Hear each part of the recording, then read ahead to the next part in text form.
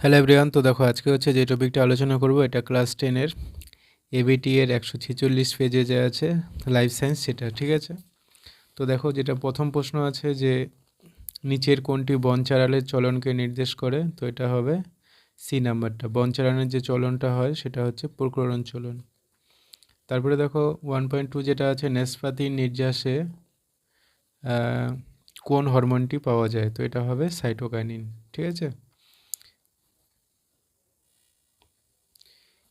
এরপরে দেখো যেটা 1.3 আছে যে নিচের কোনটি লঘু মস্তিষ্কের কাজ, তো আমরা জানি লঘু মস্তিষ্ক হচ্ছে দেহের ভারসাম্য রক্ষা করে। তো দেখো যেটা সি অপশনে দেওয়া আছে পেশিটান ও দৈহিক ভারসাম্য বজায় রাখা। এবার দেখো 1.4-এ যে আছে প্রশ্নটা যে ইতর পরাগযোগের ক্ষেত্রে নিচের কোন বক্তব্যটি সঠিক নয়, এটা হচ্ছে প্রথম অপশানটি পরাগরেণু অপচয়ের সম্ভাবনা থাকে না। তো দেখো ইতর পরাগযোগে যে হয় পরাগরেণু অপচয়ের সম্ভাবনা থাকে, কিন্তু এখানে না বলছে, তার মানে এটা হচ্ছে সঠিক নয়। এবার 1.5-এর দেখো প্রশ্ন যে একজন ব্যক্তি শৈশব ও পরিণত দশার মাঝের সময়ে আছেন, তাই নিচের কোনটি সেই সময়কালকে নির্দেশিত করবে। মানে শৈশব আর হচ্ছে পরিণত দশার আগে আছে, তার মানে এটা হবে 10 থেকে 19 বছরের সময়কাল, ঠিক আছে।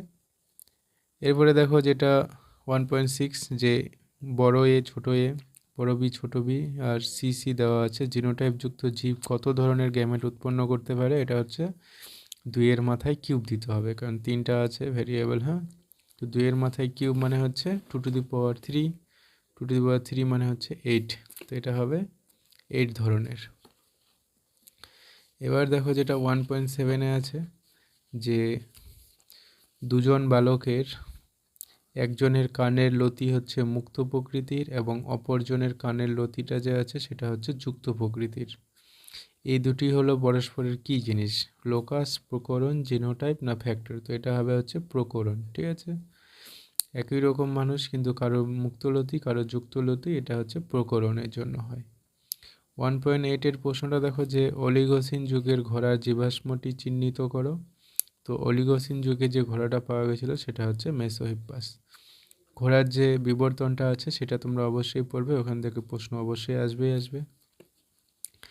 এরপরে দেখো হচ্ছে 1.9 অর্জিত বৈশিষ্ট্যের বংশানুসরণ এই মতবাদের প্রবক্তা হলেন কে, তো এটার অ্যান্সারটা হয়ে যাচ্ছে বিজ্ঞানী লেমার্ক। 1.10-এর প্রশ্নটা দেখো যে বলা আছে নিচের কোনটি নিষ্ক্রিয় অঙ্গের উদাহরণ নয়, এটা হচ্ছে হাতের আঙ্গুল, কারণ হাতের আঙ্গুলগুলো আমাদের অ্যাক্টিভ মানে সক্রিয় আছে, তাই তো এগুলো হচ্ছে নিষ্ক্রিয় অঙ্গের উদাহরণ নয়। তারপরে 1.11টা যে আছে বর্ণান্ধতা হলো একটি, এটা অবশ্যই সি নাম্বারটা জনন ক্রোমোজোম বাহিত প্রচ্ছন্ন রোগ।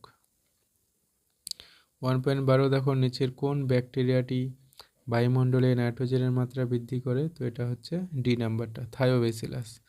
থায়োবেসিলাস যে আছে ব্যাকটেরিয়াটা, এটা হচ্ছে মাটিতে নাইট্রোজেনের পরিমাণ বৃদ্ধি করে। আর বাকি যে ব্যাকটেরিয়াগুলো আছে এগুলো হচ্ছে বাতাসে নাইট্রোজেনের পরিমাণটা বৃদ্ধি করে। তারপরে দেখো 1.13 কোনো একটি হটস্পট অঞ্চলে ভ্রমণকালে তুমি লায়ন টেলড ম্যাকাক দেখতে পেলে, তাহলে তুমি কোন হটস্পট অঞ্চলে ভ্রমণ করেছিলে, তো সেটা হবে সি পশ্চিমঘাট ও শ্রীলঙ্কায়। 1.14-এর প্রশ্ন দেখো যে কোনো জলাশয়ের বর্ধিত বিওডি নিচের কোন ঘটনাকে নির্দেশিত করে, তো এটা হবে যেটা ডি অপশনে দেওয়া আছে ক আর গ উভয়ই, ঠিক আছে। জল দূষণ আর গ হচ্ছে দ্রবীভূত অক্সিজেনের ক্রমহ্রাসমান মাত্রা। তারপরে দেখো যেটা 1.15 নম্বরের প্রশ্ন আছে যে নিচের কোন ক্ষেত্রে তরল নাইট্রোজেন ব্যবহার করা হয়, এটা হচ্ছে লাস্টের চ্যাপ্টারের প্রশ্ন, যেটা হচ্ছে ক্রায়ো সংরক্ষণ।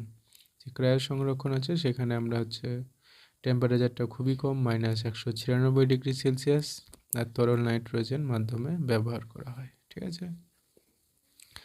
এরপরে দেখো যেটা শূন্যস্থান আছে, তো প্রথম যে আছে যে ড্যাশ হরমোনকে অ্যান্টিকিটোজেনিক হরমোন নামে পরিচিত, তো এটা হবে ইনসুলিন, ঠিক আছে। ইনসুলিন হরমোন অ্যান্টিকিটোজেনিক হরমোন নামে পরিচিত। 2.2টা দেখো যে অণুবিস্তারণের সময় ড্যাশ থেকে প্ল্যান্টলেট উৎপন্ন হয়, তো এটা হবে হচ্ছে অ্যামব্রয়েড। এ আর এম বয়রফলা 29 একর আর ড, ঠিক আছে, এমব্রয়েড থেকে। 2.3টা দেখো যে একজন হিমোফিলিক পিতার কন্যা সর্বদা রোগটির বাহক হয় যখন মা হচ্ছে স্বাভাবিক। তারপরে হচ্ছে এই 2.4 একটি কোষ বিভাজনের ইন্টারফেস দশায় ঘনীভবনের জন্য এটা হবে হেটারোক্রোমাটিন, ঠিক আছে, হেটারোক্রোমাটিন সর্বদা গাঢ় বর্ণে রঞ্জিত হয়। 2.5টা দেখো কোনো খাদ্য শৃঙ্খলের ক্রমাগত উচ্চ মাত্রায় জৈব ভঙ্গুর হবে এখানে, হ্যাঁ প্রশ্নটা ভুল আছে, অঙ্গুর না ভঙ্গুর কীটনাশকের ঘনত্ব বৃদ্ধি, এটা কি নামে পরিচিত? এটা হচ্ছে জীব বিবর্তন বা জৈব বিবর্তন, ঠিক আছে। যেরকম আমাদের বাস্তুতন্ত্রে আর কি ডিডিটির পরিমাণ বেড়ে যায় কীটনাশকে, সেটা আর কি জীবদেহ প্রবেশ করে যায়, এটাই হচ্ছে জৈব বিবর্তন।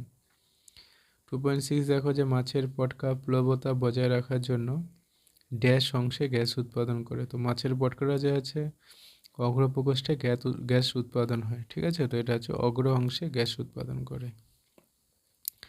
তারপরে দেখো যেগুলো সত্য মিথ্যা আছে।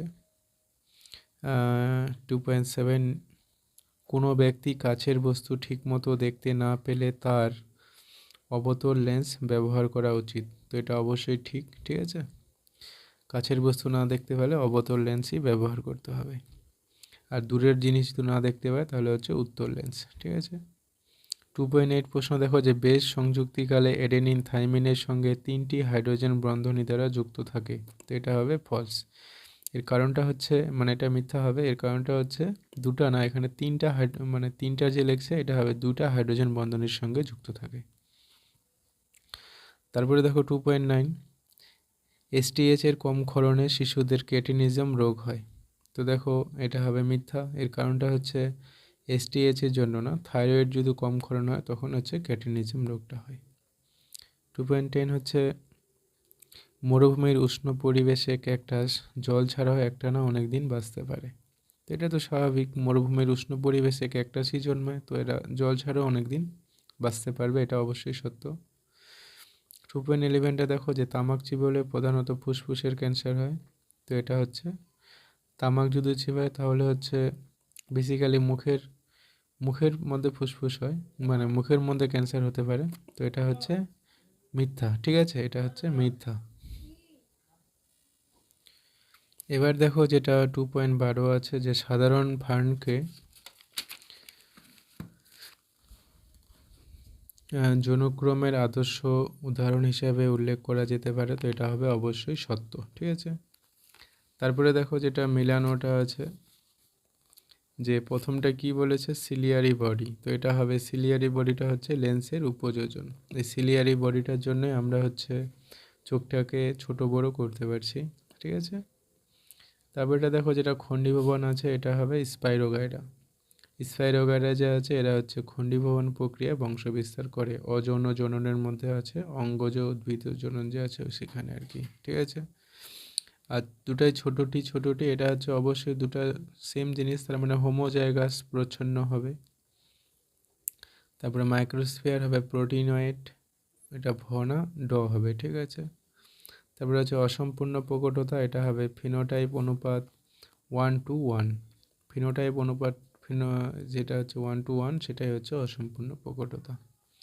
সম্পদের অতি ব্যবহারের ফলে হচ্ছে সর্পগন্ধার বিপন্নতা দেখা দিয়েছে, ঠিক আছে, মানে প্রচুর পরিমাণে প্রাকৃতিক সম্পদ ব্যবহারের ফলে সর্পগন্ধা যে আছে সেটা হচ্ছে বিপন্ন প্রকৃতির উদ্ভিদ হয়ে গেছে। তারপরে দেখো 2.19 কি বলেছে যে বিসদৃষ্টি বেছে নিয়ে লেখো, তো এই চারটার মধ্যে কোনটা আর কি আলাদা, তো এটা হচ্ছে অক্সিটোসিন, এর কারণটা হচ্ছে বাকি সবাই হরমোন, ঠিক আছে, এটা হরমোন নয়। তারপরে দেখো কাকে শারীরবৃত্তীয় ভাল্ব রূপে অভিহিত করা হয়, তো এটা হচ্ছে সাইন্যাপসকে, সাই দন্তসহায়কার হচ্ছে সাই, ন্যাপ দন্ত নয় জফলা আকার প কয়কারে কে, সাইন্যাপকে বা দন্তস্ব সাইন্যাপসকে আর কি হতো, হ্যাঁ।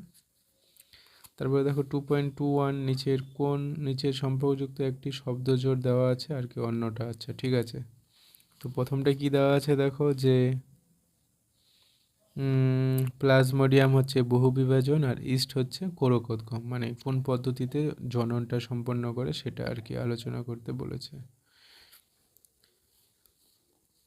তারপরে 2.23 দেখো এটা জিরাফের এমন একটি চারিত্রিক বৈশিষ্ট্যের উল্লেখ করো যার সুস্পষ্ট বিবর্তন লক্ষণীয়। তো জিরাফের চারিত্রিক বৈশিষ্ট্য হচ্ছে তার উঁচু গাছের পাতা খাওয়ার জন্য লম্বা গলা হয়েছে, ঠিক আছে।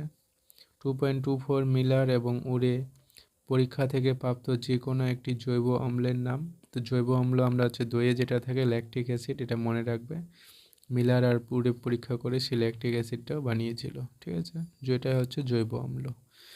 তারপরে দেখো 2.6 নিচে 4টি বিষয়ের মধ্যে 3টি বিষয় বাকি একটি বিষয়ের অন্তর্গত, সেই বিষয়টি খুঁজে লেখো। তো সেটা হচ্ছে দেখো চিড়িয়াখানা, উদ্ভিদ উদ্যান, এক্সিটু সংরক্ষণ আর বীজ ব্যাংক।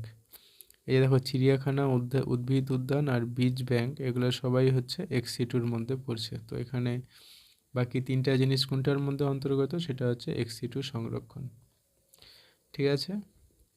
তো এইসব বাকি 2-এর প্রশ্নগুলো থাকলো আর শর্টগুলো করে দিলাম। তো যাই হোক, আজকের এই ভিডিওতে এ পর্যন্তই, দেখা হচ্ছে নেক্সট ভিডিওতে।